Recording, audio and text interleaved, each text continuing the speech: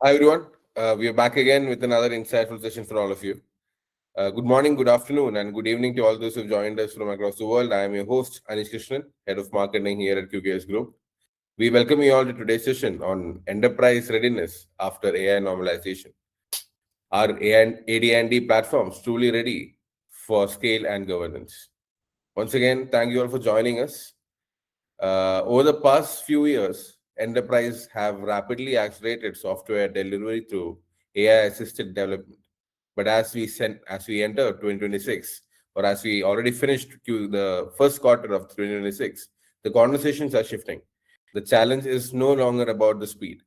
It's about whether engineering environments can sustain governance, visibility, and control at enterprise scale. That too in an AI and normalized world. Today's session, we'll explore where readiness gaps are emerging across application development and deployment platforms, why traditional environments struggle to keep the AI driven velocity, and what technology leaders must rethink to ensure scalable and governed execution. I'm pleased to introduce our speakers for today. Sanjeev C. Ramachandran, VP and Lead Analyst here at QKS Group. We'll soon have Niklesh also join us as associate he's an associate director here at QKS. Together, they will share a structured perspective on how enterprise can assess their readiness and what it takes to operate effectively in AI normalized engineering ecosystem. We encourage all of you to raise any queries if you have any in the Q&A section below, and we'll surely address them towards the end of the session. With that, let's get started and over to you, Sanjeev. Right. So, thanks, Anish. And so, just a quick question: why is this conversation becoming so important now? That's because the AI has moved beyond the stage where it can only be treated as a productivity features used by only a few developers, right? So in the early phase, yes, organizations could contain AI to a few visible use cases: code completion, test generation, documentary support, maybe some issue summarization. I mean, useful but still local. So what is changing now, if you look at it, is that the AI is no longer sitting at the edge of engineering. It is moving into the structure of engineering, right? And it is influencing how requirements are interpreted, how code patterns are generated, how test assets are created, and how release artifacts are prepared, and increasingly, how the teams move through the life cycle as a system. And that gets us into a new leadership question. I mean, which is very different from the old question, which usually used to ask, how much faster can AI make my developers? Okay.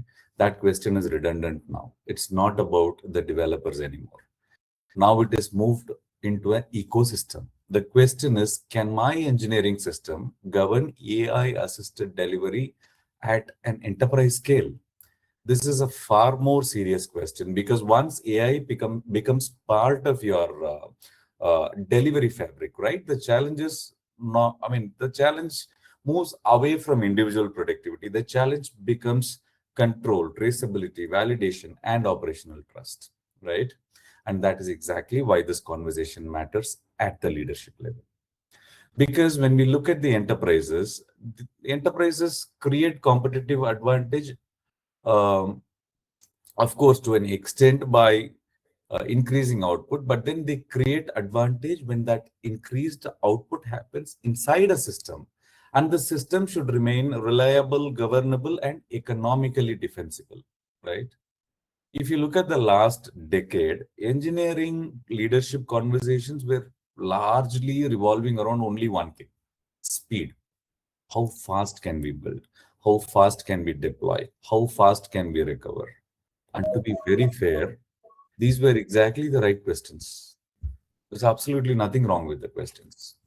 DevOps, CI/CD, platform engineering, automation, all of these investments were about removing frictions from the delivery systems. And they worked very well. In fact, if you speak to most of the engineering leaders today, I have spoken to a lot of engineering leaders, and what I heard was quite interesting, right? They used to tell me, we have never been able to produce software this fast before, Sanjeevi.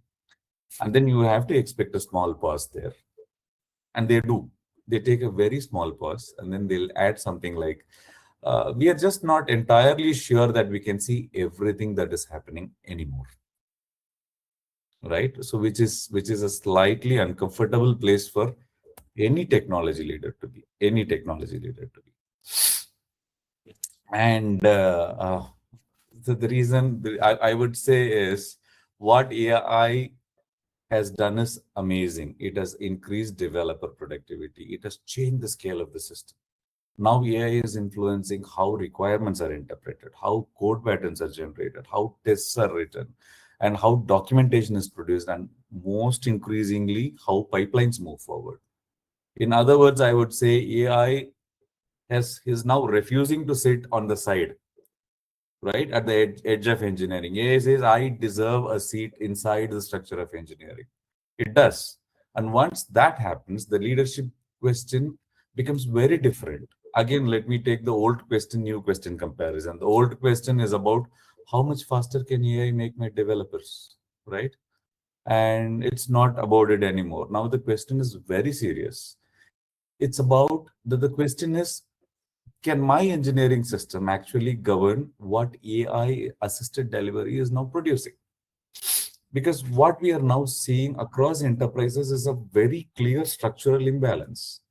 Development speed is increasing extremely quickly, but governance capacity is refusing to increase at the same pace. When I say governance capacity, I mean visibility, policy enforcement, traceability. And when these two things drift apart, right, leaders begin to feel a very certain, let's call it professional anxiety. Now I usually describe the shift with a very small analogy, right? So trading engineering, sorry, not trading, traditional engineering leadership was a little like managing a team of extremely well talented chefs in a restaurant's kitchen. You cared about speed, you cared about quality, you cared about consistency. AI changes the kitchen. Suddenly you will have 1,000 very, very enthusiastic assistant chefs who can cook incredibly fast. The good news is the food comes much faster to the table. The slightly more complicated news is if you don't redesign the kitchen, the menu, and the supervision model, the kitchen becomes very creative. And that is not always likable, right? And enterprises definitely do not want creative compliance all the time. They want predictable systems. And that is why this conversation matters. Because today's organizations, I mean, are very capable of seeing these engineering activities more clearly. Okay, they can see more code, they can see more pipelines, more commits and releases, but they are not always able to say with total confidence that their control environment, their operating discipline, and their enterprise value case are maturing at the same pace as that acceleration, right? And when that gap occurs, leadership attention completely shifts. The conversation moves away from AI adoption towards AI readiness. Because the case of AI adoption is more or less resolved, or we're almost there. If I would put it in any other way, I will not ask, is AI going to help us build faster? My question will be completely different as an engineering leader. Is my engineering environment structurally prepared to govern AI-driven delivery at enterprise scale? And that is the leadership discussion we want to have today. I'm sorry. So let's go to slide 2. Niklesh, let me frame the slide slightly differently, right? So there are 5 questions that we have that are present in front of the decision makers. By Q3, whether leaders state them explicitly or not, they will be judged against 5 conditions of readiness, right? So Yes, please take us through that. sure. So, in the later half of 2025, or I'll say the first quarter of 2026 also, I have had a chance to communicate with vendors and end users. So, while doing the research for the Spark metrics or while interacting with the end users via, I'll say, analyst session, I'll say industry visits, I'll say the attending conferences, even the surveys that I have conducted, my interaction with end users, with vendors, with key decision makers, uh, have highlighted several things on a consistent basis. Uh, the questions, I'll put it in a way as if they are the concerns, the major concerns that enterprise decision makers for AD&D solutions need to highlight on a priority basis, start working on it, and if they don't come up with a solution, I'll not say a solution as a something that will resolve everything completely, but at least will set them on a path that it will not be a loss making engineering session or a productivity or engineering productivity sessions for the organization if they are not set on that path by Q3 2026. The entire engineering functions of I'll say any organization present across any industry vertical will be severe. Uh, so you must have heard about AI killing jobs. You must have heard about AI uh, replacing the human intelligence and human value entirely. All of these type of rumors are happening because people are not understanding the importance of AI and where the separation lies between AI and human intelligence. These are the questions that will separate the functions of AI in AD&D solutions. I'll say on a broader scale of software engineering functions and what are their importance. So, the first and the most important thing is governance rigor. To put it in a very simple way, the issue here is very simple. Most of the organizations I have interacted with, they still do not govern AI assisted engineering output with the same discipline that they have applied for, I'll say, their developer centered functions. So organizations have a set parameter when it comes about the developers or the IT personals interacting with the solutions present in their organization. But AI, in terms of implementation, utilization, the governance rigor is still not present there. Like you said, Sanjeevi, in the traditional engineering model, governance is built around visible authorship and I'll say relatively predictable delivery rhythms. The traditional setup highlighted mostly the people thing. It was more like a by the people, for the people, of the people, where people were in center. The code written by people were monitored by people, and also the guardrails were set by the people as per the geographic or industry or organizational benchmarks. Now that the scenario is where implementation of AI has I'll say reached to a certain mature extent, the governance rigor has not I'll say its role is not just about putting a review gates.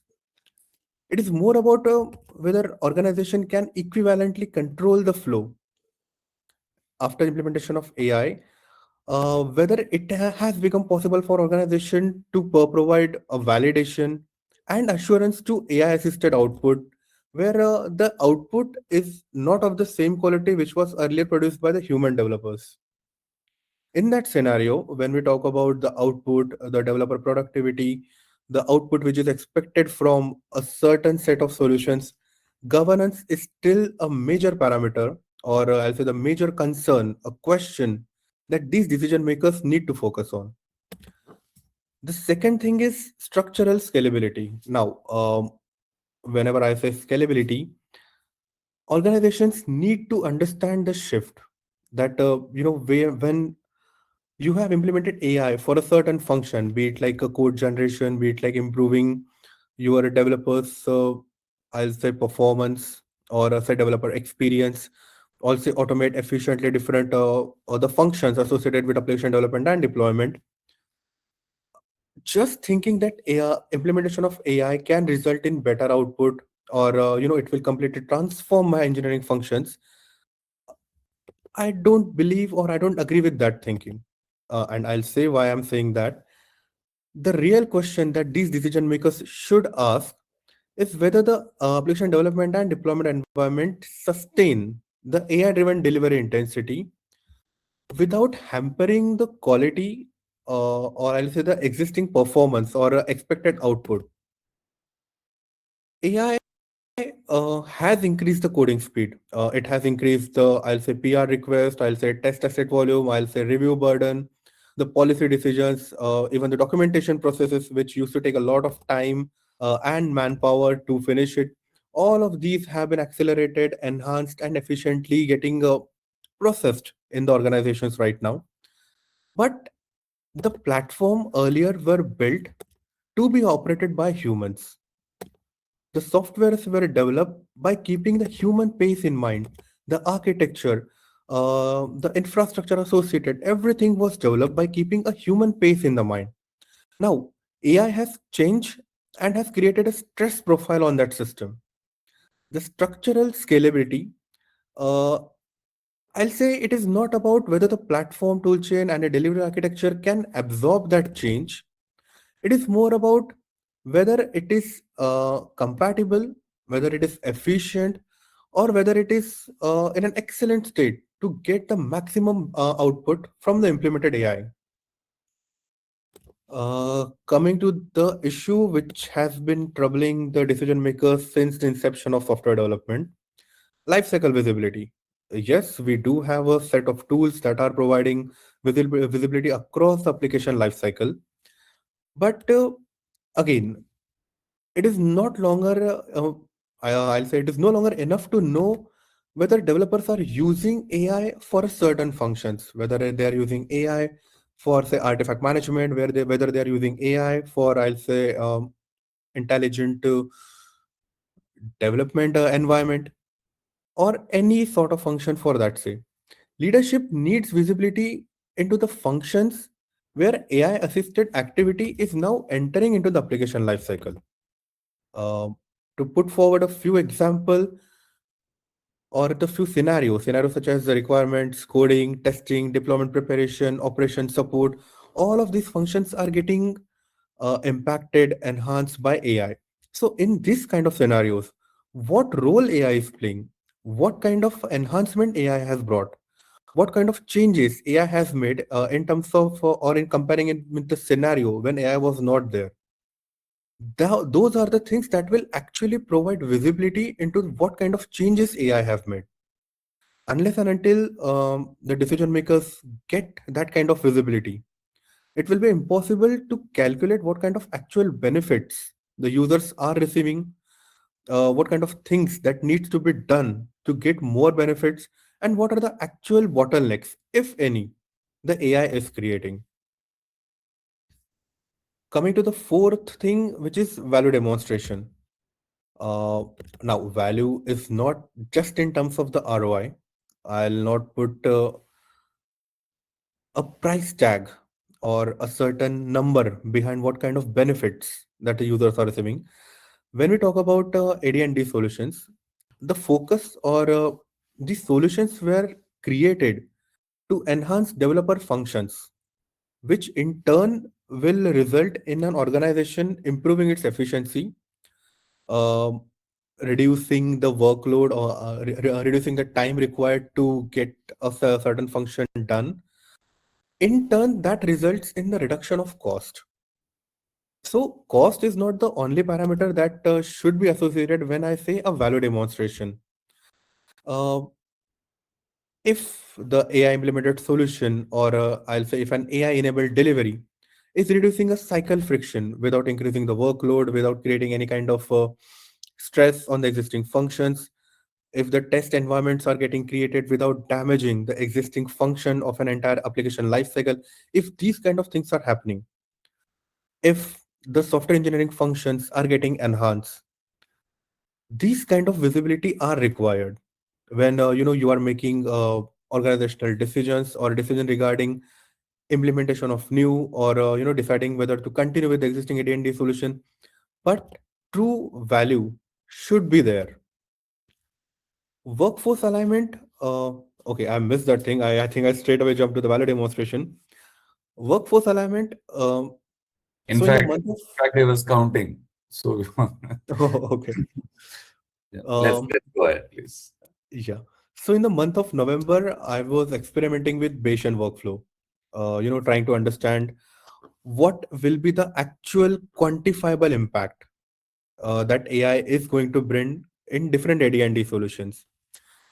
Most of the results that I have got were centered around AI literacy and training your workforce to get compatible with the AI solutions that are, I'll say, getting developed on a weekly, if not a daily or yeah, I don't know, bi-weekly basis. Last check, that was in 2024 when I heard the news about Devin. So Devin was a platform that held the capacity to completely remove the human and utilize AI for getting the application lifecycle functions executed. That created a lot of panic.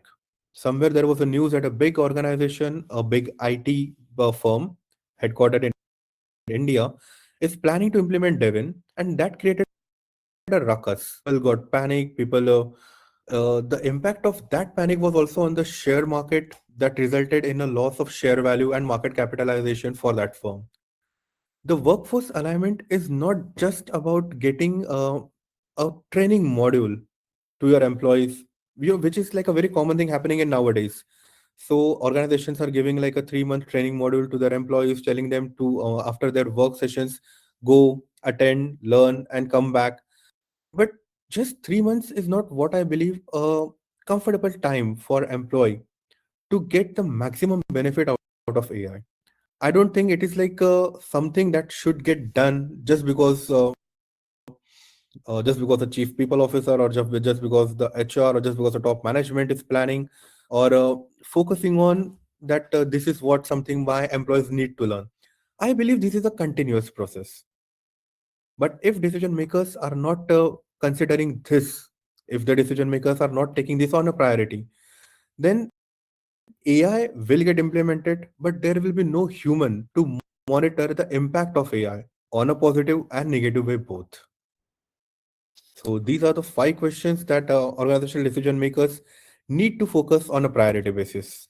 And it's about the ecosystem, right? It's Yes. not only about the individual, I mean, employee or an individual. It's about the engineering ecosystem itself. So that was fantastic, Nikalesh. So I mean, I think it'll be more tangible if you could give a integrated example, so the audience can connect all these 5 parameters that you just explained. Sure. So I visited an analyst summit in the month of December, and there was a tech enthusiast, good designation, big firm. The revenue of that firm exceeded $2.5 billion, more than what, if I remember correctly, it was like 5-6 thousand employees. Excellent firm. That gentleman was at a good designation, and he was very proudly telling me, "Ki, my organization has implemented AI across its product engineering functions. The first 6 months, Nikhilesh, what he was saying was fantastic. The developers use AI to generate code suggestion. The QA teams used it to create more test cases. The engineering managers got the clear visibility into the functions that are getting carried out. Overall, the entire program for which they implemented the AI was looking fantastic and successful. Post 6 months, that was when the scenario or started changing started changing. I clearly remember his words. The panic that AI created, the entire management became helpless in front of the ruckus that AI has created. AI is supposed to provide comfort, right? Yes, I mean, that was the purpose to implement AI, and that gentleman was so happy telling me that is what I am doing. And then his expression suddenly changed, and he said, "Ki after 6 months, I started realizing the impact of this." So when we compare these 5 questions with that scenario, if that organization, if the leadership team had realized that AI generated code and say test assets are entering the system faster than the review process which is getting carried out, or I'll say the validation standards that were designed and implemented in that organization, the enterprise had a chance to get more accurate output, more necessary, and more output driven benefits from the AI which they had implemented. But they completely ignored the rigor, the governance rigor. The structural scalability. So this team, after implementing AI, the pull request, the merge request that increased, the pipeline workload increased, the test execution volume expanded, the the the people who were reviewing the entire process, they got pressured. I mean, they felt under so much pressure because the code generation was happening at a fast pace. But the review team, it became difficult for them to provide a suitable, or I'll say a sufficient time frame to get the reviews done. So AI was helping developers, but the issue came from whether the platform had the ability to absorb AI assisted delivery without weakening the engineering discipline. That their leadership completely failed to understand or grab. The life cycle visibility. If we come to the third point, the leadership of that organization discovered that they can use AI in isolated tools. Let's say if there is certain stage of an application life cycle, we can use it just for development, not for this. We can use it just for testing, not for this. Even in testing, let's do it for this, not for security testing. So they compartmentalize it. They kept the usage to just certain life cycle stages, and the overall benefit that they could have received by implementing AI across the life cycle, they completely failed to receive that. The workforce that the company had, of course, they had fantastic developers, experienced IT personnel, experienced reviewers, experienced, I'll say, leadership in terms of managers, IT managers, and everything. But the AI solution that they have implemented, their workforce had very little idea about how it works. In that scenario, the workforce, like the kind of benefits that were expected from the workforce, completely failed to perform, which in turn resulted in the top management not receiving the value, which in turn results in that gentleman saying with a crying face that I have not received a good value from AI. I think that was the example that I clearly remember. True, true. Yeah, true. So when a leadership is not able to answer all these five clearly, right, it results in chaos. So I mean, and it also tells us something quite important, right? It tells us that the organization is actually not scaling AI assisted activity faster than its enterprise grade execution. I mean, Yes. so yeah, they are not able to scale. Okay, and when that happens, there are three leadership problems that tend to appear almost immediately. One is false confidence, where I as an enterprise start believing that I'm becoming far more advanced because output is increasing, and I see that there are more codes, commits, releases, test cases, pull requests, and then more things moving through the pipeline. Okay, and that gives me a false confidence. Dashboard looks impressive, but where it looks where it becomes weak is the control environment. Okay, Yeah. because it will not catch up at the same pace, it will not catch up with the same maturity. So an organization, an enterprise starts to or begins to confuse velocity with maturity, right? And these two, historically in enterprise engineering, these two things have a very long history of not being the same thing. Velocity and maturity are not the same thing. And second issue is decision fog, because when engineering teams see more movement, right, leadership dashboards start showing more activity. In fact, the leadership dashboards become so detailed that everybody thinks that they're well informed. And when there is a simple question that comes across, are we actually delivering the software? The answer is less clear than expected. Because an enterprise cannot easily determine whether delivery quality is improving, the governance coverage is strengthening, or operational trust is increasing. There is more data in the system, but less clarity in the decisions, which is not the outcome that people were hoping for when they invested in advanced engineering intelligence. And the third issue is definitely value leakage. This is where many AI initiatives start looking very successful in pilots, but the benefits does not compound at the enterprise scale at all, because the rollout focused primarily on developers and coding tools, while the rest of the engineering team were happy being the way they were. They were largely unchanged. Nothing, not much of it changed.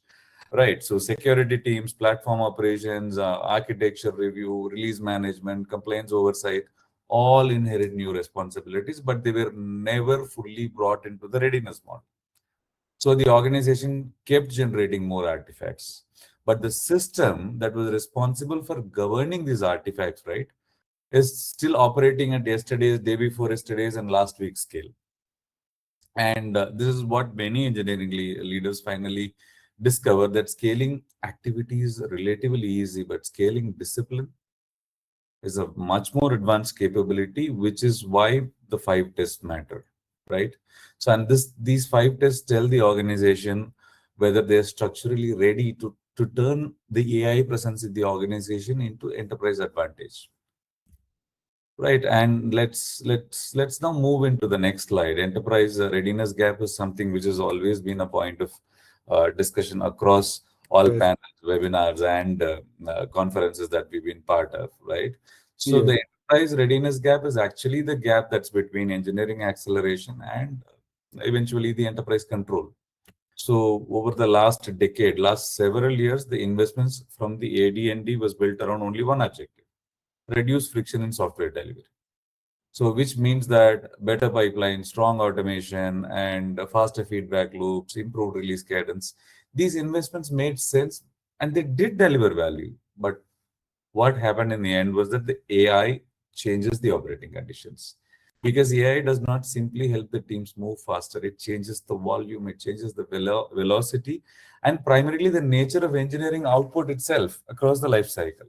More code suggestions, generated tests, artifacts, the defect analysis, quicker conversion of requirements into development work. Engineering system, in other words, starts producing more and producing it faster. The problem is the control environment in a lot of enterprises has not evolved at the same pace. That Yes. is the readiness gap. And it shows up clearly in 4 different ways, which we have seen. Visibility weakens before activity slows down. Governance becomes very, very uneven. And assurance starts lagging behind throughput. And operational trust begins to completely erode quality. If you take a global SaaS company, for example, right, let's assume that they have a reasonably mature engineering organization. They roll out AI product teams in a phased way. Developers begin using it. Um, Say for code scaffolding and refactoring support, right? And there are QA teams and there are engineering managers. I mean, there are different purposes that they serve. Engineering managers, for example, starts using it to summarize requirements, right? And documentation team uses it to speed up release notes.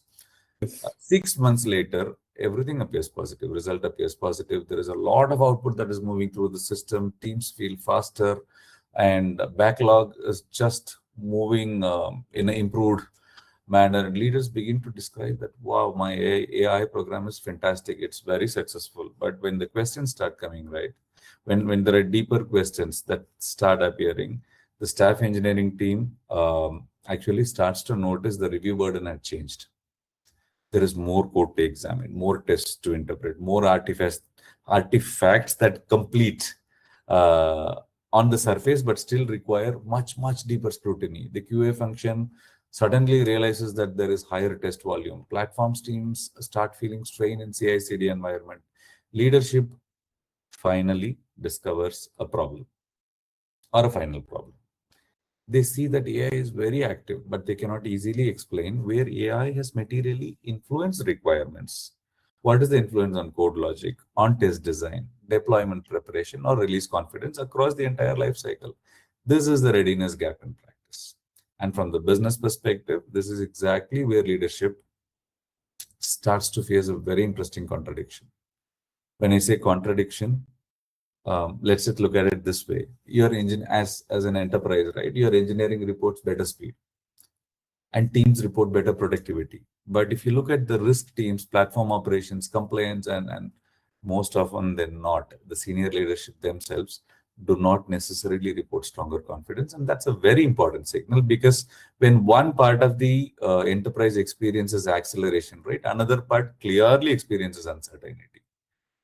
And what leadership is dealing here is not a tooling issue, it's an operating model issue. engineering systems actually becomes faster. There's like we've been talking, right? Code, there's a lot of code, artifacts, activity that appears, but the enterprise control system around that motion has not been upgraded at the same pace. So the organization has essentially increased delivery motion. So there is no denying it at all, right? But Yes. but without fully redesigning the system of control around that motion. So this is when leadership begins to start noticing that okay, there is something that's becoming slightly uncomfortable. The system is looking very productive to me, but I don't feel that it is more dependable. That's the feeling the leaders get at this point in time. And this is why the phrase readiness gap actually matters. Because the conversation gets reframed in a very important or a very different way. Then the actual question actually becomes whether AI is useful. And at this point, most organizations would have discovered yes, AI is useful. And immediately the next question follows, right? So if you think the AI is useful, has your enterprise matured enough to absorb that usefulness, safety, I mean, safely, governably, and at scale? And that's where the leadership challenge begins, which is where we move from AI experimentation to AI normalization. And this slide marks a very, very important shift in the argument. For a long time, there is a lot of organizations that spoke about AI in software delivery as experimentation. We are doing selected pilots and we are performing team level use cases. I'm going to do a controlled rollout and localized value. And let me explain that shift to you, right? The key difference here is actually very simple. Experimentation is contained and normalization is systemic. Let me repeat. Experimentation is contained and normalization is very systemic. And in the experimentation phase, AI appears in very, very specific parts of the workflow. One pilot points, one team pilots code completion. There is another team who is experimenting with automated test generation. And then there is a manager who's tracking local time savings. And success is typically defined at a very local level. Has my team saved time? Did my task become faster? And did this particularly did this did the activities become easier? Okay, experimentation always tends to answer a fairly straightforward question. Does this tool help people work faster? The answer that you would get from most of the organizations is very clearly yes. This tool is helping my people work faster, but normalization is a very different state, Niklesh.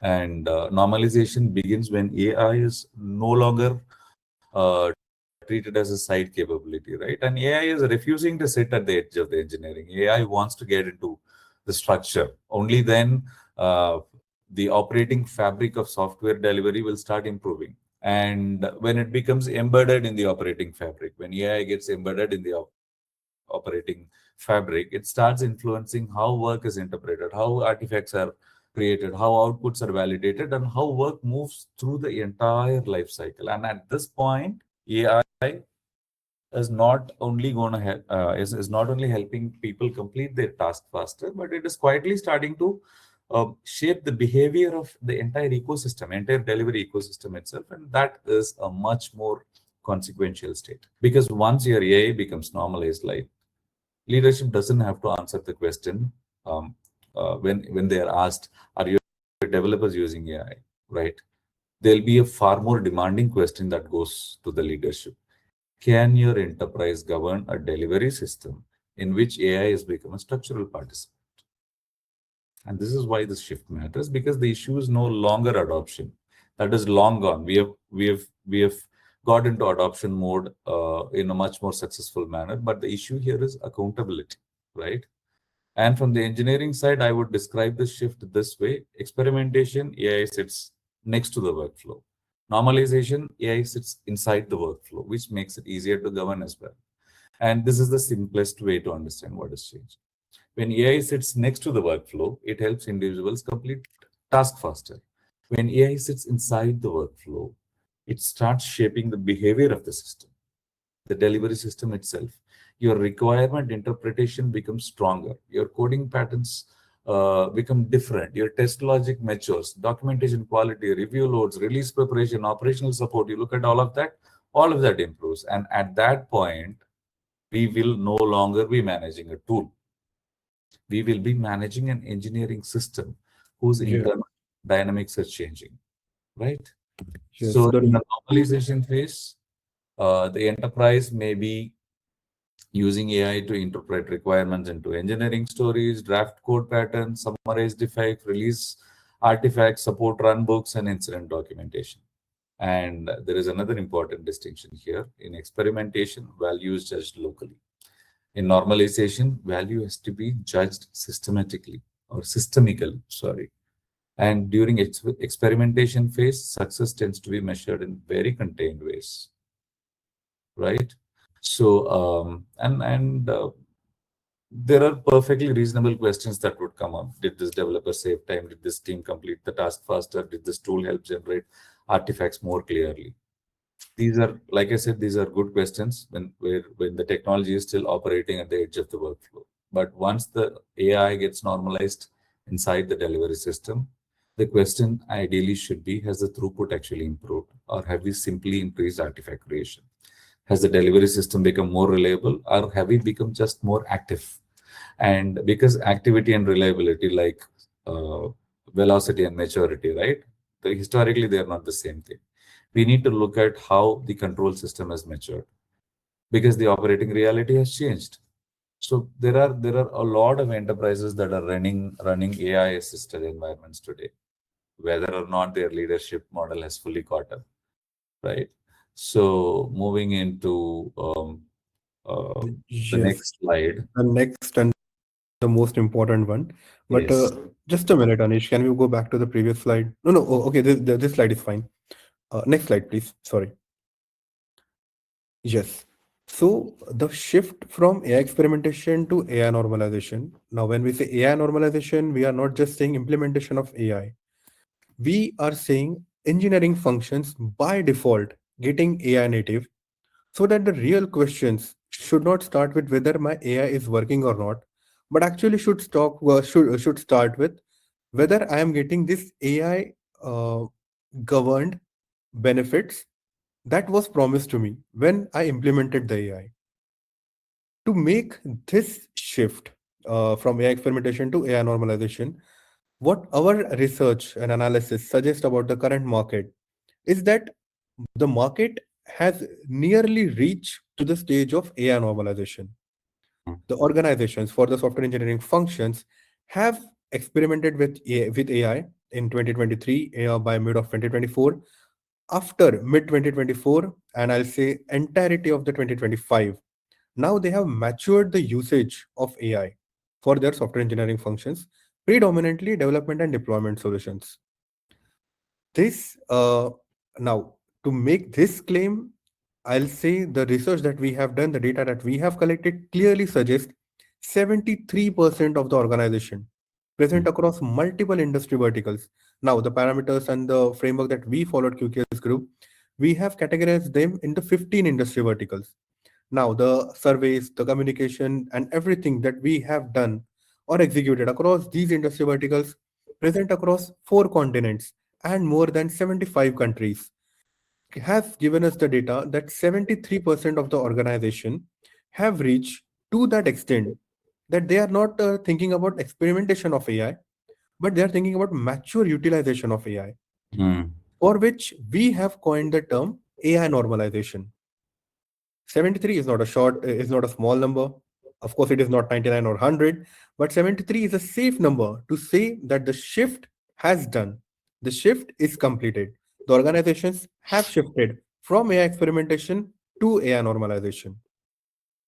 Of course, that 73% is not at some or any or I'll say most mature state, but yes, they have reached to the stage of AI normalization. But Exactly. the Hmm. issue still remains. What to do when we have reached to the stage of AI normalization, or what should we do to reach to the stage of AI normalization? To help organizational decision makers, QKS Group has come up with a framework. Anish, can we please move to the next slide? Right. So, to provide a guidance to the enterprise decision makers in terms of how to shift from AI experimentation to AI normalization, or how to mature their performance in the stage, if they are in the stage of AI normalizations, we have made a framework.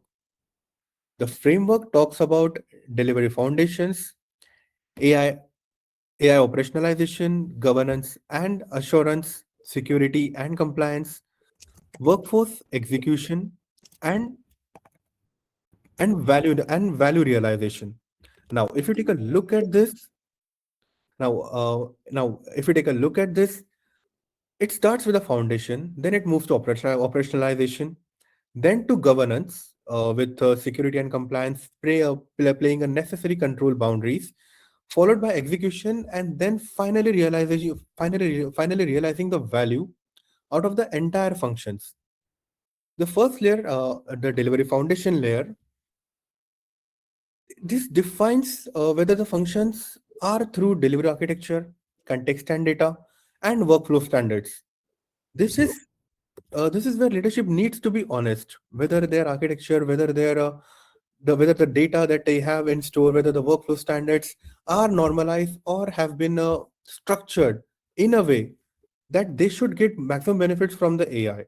If I come to the next layer, the layer of AI operationalization, it deals mostly with use case ops, human AI workflow, and toolchain embedding. So when I say this, the leadership needs to answer questions such as where AI is being used, what role the human still plays, uh, how reviews are getting designed. Forget about execution. The first thing is designing, whether we are designing in a proper way so as to get maximum benefits from AI, and whether my tool chain can actually observe and govern the use of AI in the context for which the engineering function is designed. Coming again to the most important part of governance and assurance, it needs to define the decision control, the validation and assurance, and governance tooling with some kind of questions. The topmost questions that decision makers need to ask are will it validate the AI generated output with appropriate rigor? Will they apply control without slowing the systems into completing or nearing the stage of complete shutdown, which is same applicable to assurance. So with more generated code, it needs to be a trustworthy code, not just code which is given by putting a prompt. It needs to be compatible with my entire end-to-end application lifecycle. Absolutely. So the assurance governance correlated, but yes, it needs to be in a certain boundary framework, and it should be a logical in terms of my application lifecycle that I am designing. Associated and always important, security and compliance that deals with policy control, boundary readiness, and practitioner enablement, where decision makers need to ask questions such as will the policy boundaries apply to AI generated or AI assisted assets? Where practitioners actually enable or can be forced to work within those boundaries on a consistent basis till the application lifecycle gets executed or completed. Again, the workforce and execution, again, the decision makers need to realize that just by implementing the AI solution in their organization will not Mhm. help them in getting maximum benefits. At the end, it comes to the human mind, who should be equally compatible with organizational goal of utilizing AI and getting maximum benefits from that implemented AI. The last structured part which we thought about is value and realization, where measurement of value, aligning business goals with the implemented AI, and the state of scalability comes on a prioritized basis. The leadership need to answer questions such as whether the AI is reducing cost of delay, whether the AI is improving the release confidence amongst the team members, whether the AI implemented is improving the responsiveness in a way Mhm. business can actually get done post implementation of AI. So these are the set of questions that organizational decision makers need to address on a priority basis. Absolutely. Those five Absolutely. questions. And Oh, yes, yes. Sanjeev.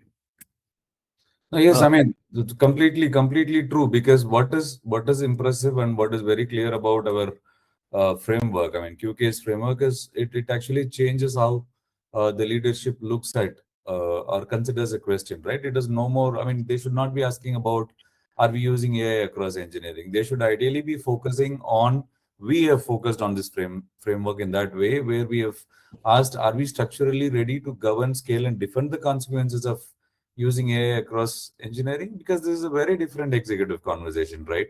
So Yes. organization, because in practice, the organizations are unable to succeed, not because they are not able to identify AI use cases. They identify too many. That is the problem. Yes. Organization tend to struggle in some other place where they try to scale early successes into enterprise reality without upgrading the delivery environment, control environment, operating model, value model. And that is why our framework matters, because we give engineering leadership a way to assess not just whether AI is present, but whether the system itself is ready to absorb it responsibly. And a weak foundation cannot support scaled AI execution. Scattered use is not the same as operational maturity. Governance that is not enforceable is not governance. And workforce adoption cannot be assumed, because that would create confusion at a higher speed. And finally, I would say value that cannot scale is not strategic value. Okay. And more than readiness framework, Nikhilesh, I'll take the liberty of calling this as a leadership decision model for AI normalized engineering, right? And which is where we are moving to the next slide, where we look at the shift of accountability for engineering leadership itself. Because what is changing here is not just the weight of responsibility for engineering leadership, it's the nature of responsibility itself. You look at throughput, right?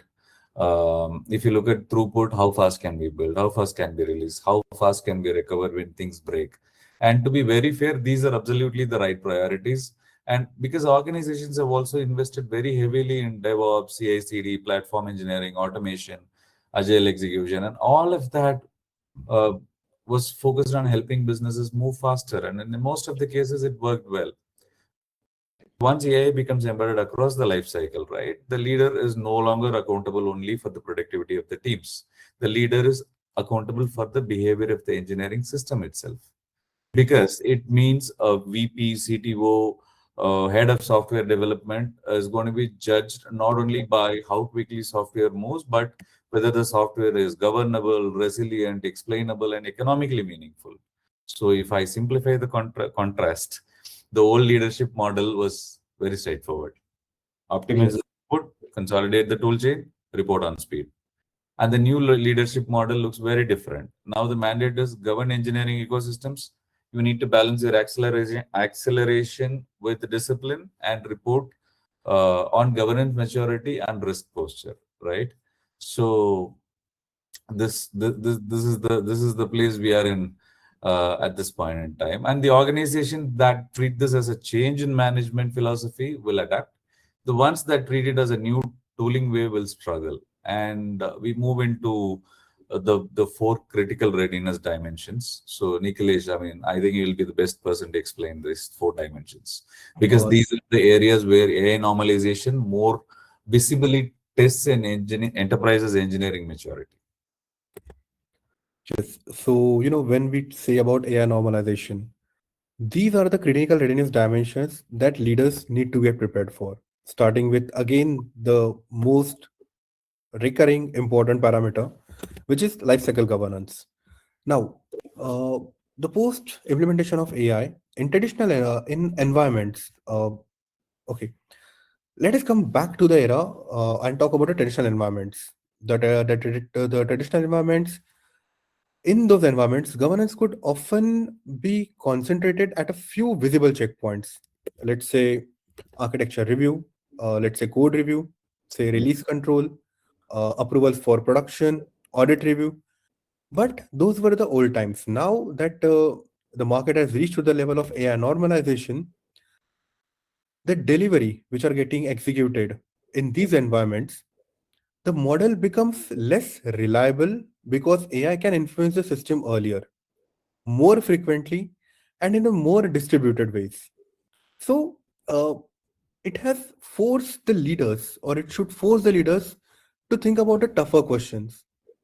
Can my enterprise govern AI assisted activity from the point of creation onward, and not merely at the point of just delivering the software? The Fantastic, Niklesh. I mean, that's a very important. I think we have touched a very important point there. I mean, just trying to connect it. What are these dimensions at the business level? What I mean, we are talking about these different dimensions, right? Right, from platform scalability, lifestyle governance. What are these dimensions? these are the things that organizations need to prioritize on a priority basis. The framework suggested the workflow that they need to follow.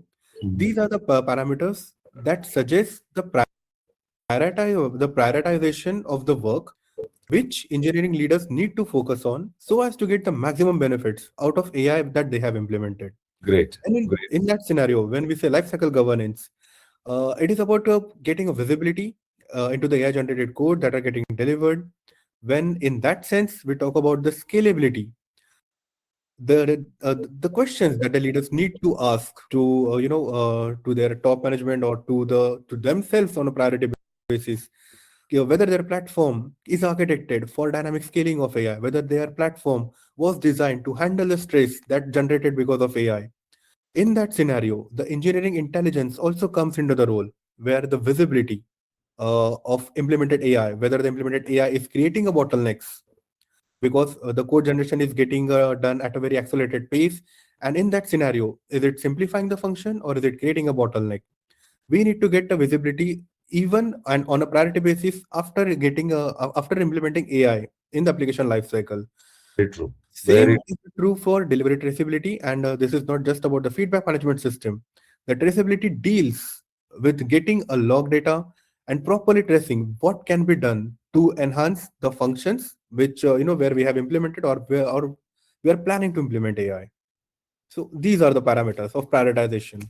lovely. So this is awesome, Niklesh. You said it and you emphasized it really well. I'm just sharing or just quickly summarizing in less than a minute in terms of what I have understood from what you have explained, so we can present it to the audience. So what we are in agreement is that if the life cycle governance is weak, the organization may still gain speed, but leadership confidence will erode. And if the platform scalability is weak, enterprise may and will increase output, but it will also increase the operational strain and hidden cost. And the third one, I think you said engineering intelligence, right? I mean, if engineering intelligence is weak, leadership will face a different challenge. They cannot actually see what the system is doing, but they will continue investing in AI expansion. And yes, especially in regulated environments, right? Traceability is not a technical luxury. It's actually the bridge between acceleration and trust. So if the delivery traceability is weak, the enterprises will still release software, but it becomes harder and harder to defend the quality and reliability, right, of what is being released. So fantastic. I mean, these are not technical abstractions. These are the actual conditions under which an AI-driven software delivery either becomes a real strategic capability or a governance burden. I'm sure you have seen it across years of experience in AD&D, which you've been leading, right? So Yes. explained very well. Thank you very much. So to be very ready for the transition does not mean having the highest level of AI activity. It does not mean even having the broadest pilot footprint, but it certainly definitely do not mean having the most ambitious internal AI narrative. Most organizations haven't already has those. To be truly AI ready means the enterprise is crossed into a different class of operating maturity. So AI becomes governed as part of the engineering organization's delivery model. So last few sentences I would like to put forward to the audience is that a truly ready organization can do three things simultaneously. You can accelerate delivery, you can maintain control, and you can convert both into business confidence, right? So that's about it. And when you look at it from that perspective, this is what ready actually looks like. Thank you so much, guys. In fact, thank you, Niklesh, and thank you, Sanjeev, for sharing your insights on insights on how you can better be and ready to for the transformation with AI. And like Sanjeev clearly mentioned, adoption is not just a problem right now. It is just the governance that needs to be taken care. Now, to all the audience, thank you so much for sharing your time today. We did extend a couple of minutes, and thank you all for joining us in that extension, and wanted to listen to both the experts on what they had to share. So, as we conclude today's session, I'd like to sincerely thank all of you for joining us once again. Like both of them clearly mentioned, we highlighted on how AI become embedded across software lifecycle. Enterprise readiness is no longer just about development speed. Like I said, it's all about governance, visibility, and execution at scale. We hope both the insights shared by both our experts today have helped you better understand where readiness gaps exist and what must change in 2026. A special thanks once again to Sanjeevi and Niklesh for sharing a valuable perspective on and practical guidance on navigating AI normalized engineering environments, and also for sharing the framework that that QKS has to present to to better ready, I mean, to better tackle the governance aspect, and how to become a better, how to position them better in terms of transformation. To all our attendees, thank you for your time, and we truly appreciate your engagement in such webinars that we conduct. Do stay updated to our latest research insights and all our upcoming webinars, and do follow us on LinkedIn at QKS Group, and do visit our website to stay updated to all our latest research listings, and especially a lot of insights and blogs which is coming out from Niklesh. Do check that out. We look forward to having you all join us and have you in the future sessions. Once again, have a very great evening, and to some of you, very good morning.